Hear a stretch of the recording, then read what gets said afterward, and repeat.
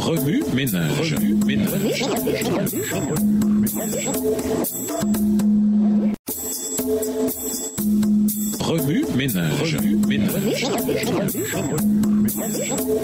Bienvenue dans votre émission Remue ménage. Nous sommes à la leçon de jeudi.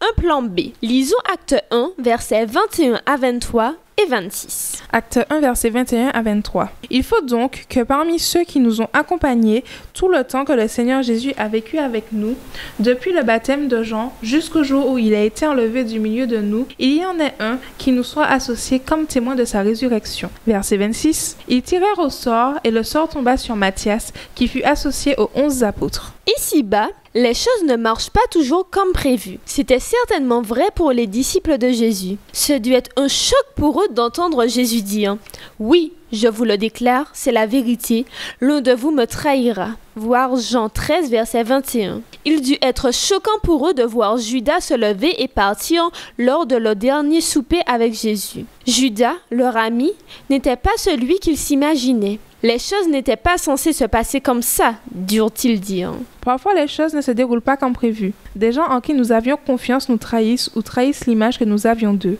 Nous pouvons nous retrouver dans une situation semblable à celle des disciples, avec un vide qui auparavant était rempli. Je pense que l'épisode où les disciples remplacèrent Judas est important. On peut facilement passer à côté, mais c'est, à mon avis, un bon exemple de la façon dont Dieu et ses enfants gèrent le plan B.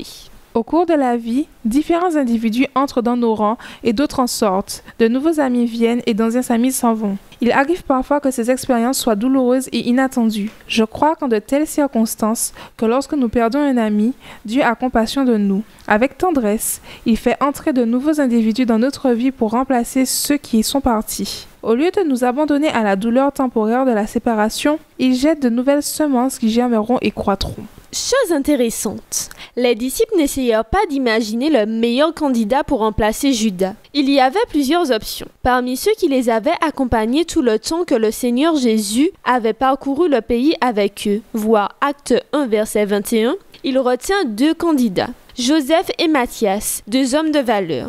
Mais les disciples, n'étant que des hommes, ne pouvaient connaître leur cœur, ni savoir lequel des 2 remplacerait le mieux Judas.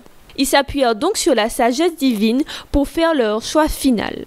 Ils prièrent ainsi. « Seigneur, toi qui connais le cœur de tous, montre-nous lequel de ces 2 tu as choisi pour occuper dans cette fonction d'apôtre la place que Judas a quittée. » Acte 1, versets 24 à 25. Ils tirèrent alors au sort, laissant la décision au Seigneur, et le sort désigna Matthias. Acte 1, verset 26. Dieu remplaça le disciple perdu et soutint fidèlement ceux qui avaient perdu un compagnon. Remue-ménage. Comment peut-on avoir confiance que Dieu influence quelque chose d'aussi hasardeux que le tirage au sort? Le remplacement d'un être cher ou d'un ami est-il toujours un plan B? Se pourrait-il que ce que Dieu savait dès le début était ce qu'il y avait de mieux pour nous? Au revoir. Et à demain si Dieu veut.